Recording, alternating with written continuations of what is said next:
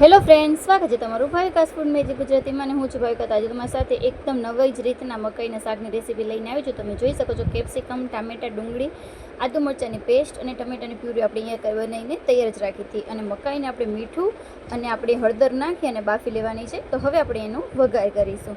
તો હવે વઘાર માટે અહીંયા 2 ચમચી જેટલું મેં અહીંયા ઘી લીધું છે અને 3 ચમચી જેટલું આપણે અહીંયા તેલ લેશું. તો જો તમને વધારે તેલ જોતું હોય તો તમે વધારે પણ લઈ શકો છો. હવે એકદમ સરસ રીતે તેલ ગરમ થઈ જાય એટલે આપણે એનામાં અડધી ચમચી જેટલું જીરું ઉમેરીશું. તમે અહીંયા કને ઘીની જગ્યાએ તમે બટર પણ ઉમેરી શકો છો. હવે આપણે અહીંયા કને આદુ મરચાંની જે પેસ્ટ લીધી હતી તે આપણામાં ઉમેરી દઈશું.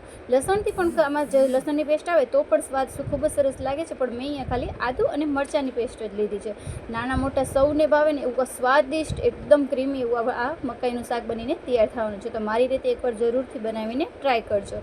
તો હવે અહીંયા કને આપણે ડુંગળી છે એક જ નંગ જેટલી આપણે ડુંગળી લીધી. જો તમે ડુંગળી ના ખાતા હો તો તમે સ્કીપ કરી શકો છો.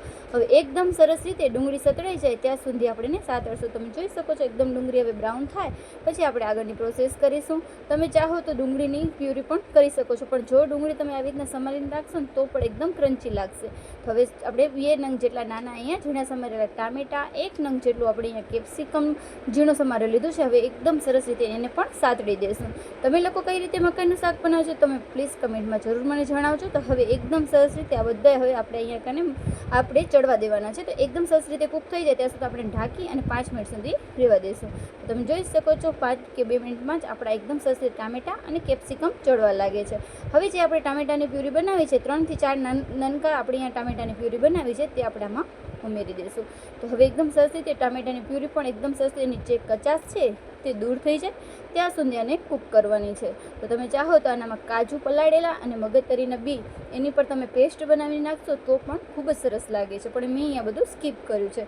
તો તમે જોઈ શકો છો એકદમ સરસ રીતે આપણી જે ગ્રેવી છે તે ચડી ગઈ છે. તો હવે આપણે આની અંદર મસાલા એડ કરવાના છે. તમે જોઈ શકો છો એકદમ સિમ્પલ અને એકદમ સ્વાદિષ્ટ એવું આ શાક બનીને તૈયાર થશે. તો જોવાનું ચૂકતા નહીં અને ફૂલ સ્કીપ કર્યા વગર વિડીયો જોજો એટલે તમને ખબર પડે કે કયા કયા ઇન્ગ્રીડિયન્ટ્સ મેં યુઝ કર્યા છે.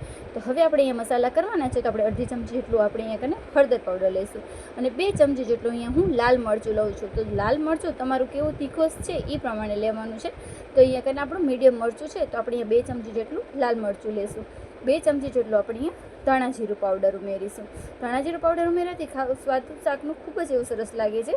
5 ચમચી જેટલો આપણે નોર્મલ જે દાળ શાકનો મસાલો હોય છે ગરમ મસાલો એ લેશું. મીઠું સ્વાદ પ્રમાણે લેશું અને સ્વાદ પ્રમાણે એટલા માટે કે જ્યારે આપણે મકાઈ બાફી હતી ત્યારે આપણે અહીંયા કને મીઠું ઉમેરેલું છે. તો એટલે આપણે ગ્રેવીના ભાગનું જ આપણે અહીંયા મીઠું ઉમેરવાનું છે. અને થોડુંક આપણે અહીંયા કને 2 ચમચી જેટલું અહીંયા મેં કિચન કિંગ મસાલો ઉમેર્યું છે. તો હવે એકદમ સરસ રીતે મસાલા ચડી જાય ત્યાં સુધી મિક્સ કરી દઈશું અને મસાલાને પણ ચડવા દઈશું.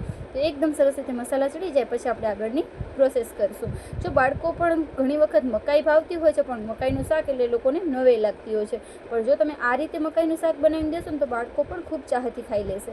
અને એકદમ સરસ રીતે આને ઢાંકી અને 2 મિનિટ આપણે અહીંયા સીજવા દીધું. તમે જોઈ શકો છો તેલ ઉપર આવી ગયું છે એટલે આપણા બધા મસાલા ચડી ગયા છે. તો હવે આ સ્ટેજ ઉપર આપણે અહીંયા કને તમે ચાહો ને જે મેં તમને કીધું કાજુ અને જે આપણે મગજતરી બીની આપણે પેસ્ટ બનાવી છે તે પણ તમે ઉમેરી શકો છો. હવે એકદમ સરસ રીતે બધું આપણે તેલ ઉપર આવવા લાગ્યું છે તો જે આપણે બાફેલા મકાઈના દાણા છે તે આમાં ઉમેરી દઈશું અને ખૂબ જ એવું સરસ એવો સ્વાદિષ્ટ શાક બન્યું હતું. તમે એક વખત જરૂરથી ટ્રાય કરજો. તો હવે અહીંયા કને એકદમ સરસ રીતે આપણે અહીંયા કને મિક્સ કરી લેવાનું છે. મકાઈ અને એકદમ ગ્રેવી બધું મિક્સ થઈ જાય પછી આપણે આગળની પ્રોસેસ કરીશું. એકદમ ક્રીમી એવું આ શાક બનીને તૈયાર થવાનું છે. તો તમે જોજો અને પછી મને એક વખત ટ્રાય કરજો અને પછી મને જરૂરથી જણાવજો કમેન્ટમાં. તો હવે અહીંયા 2 ચમચી જેટલી આપણે ઘરની ફ્રેશ મલાઈ લેવાની છે. તો મલાઈથી એકદમ જે આપણું શાક છે એકદમ ક્રીમી બનશે. તો હવે 2 ચમચી જેટલી મેં અહીંયા મલાઈ લીધી છે અને એકદમ સરસ રીતે આને મિક્સ કરી દેવાનું છે. તમને આવું કલર લાગતું હશે થોડુંક કેમેરામાં ડિફરન્ટ આવે છે પણ જોવાથી લુક એટલું સરસ એવું કલર આવ્યું હતું તો તમે જરૂરથી ટ્રાય કરજો. અને એકદમ સરસ રીતે અને પાછું આપણે 2 મિનિટ જેટલું સીજવા દઈશું જેથી આપણે મલાઈ નાખી છે એકદમ સરસ રીતે મિક્સ થઈ જાય. સીજી જાય ને પછી જ આપણે અહીંયા કને બધા એકદમ શાક કોઈ પણ શાક હોય આપણે એને સરસ રીતે સીજવા જ દેવું પડે. તો તમે જોઈ શકો છો એકદમ સરસ રીતે આપણું શાક છે તે સીજી ગયું છે. તો હવે આની અંદર તમે આ સ્ટેજ ઉપર પનીર પણ ખમણીને એડ કરી શકો છો, પણ હું અહીંયા પનીર નથી ઉમેરી રહી.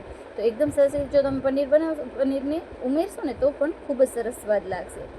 એકદમ સરસ રીતે આપણું આ બનીને તૈયાર થઈ ગયો છે. તો હવે આપણે આની અંદર ચીઝ ઉમેરીશું. તો મારા બાળકોને તો ચીઝ ખૂબ જ ભાવે છે, એટલે હું અહીંયા કને ચીઝ ઉમેરીશ.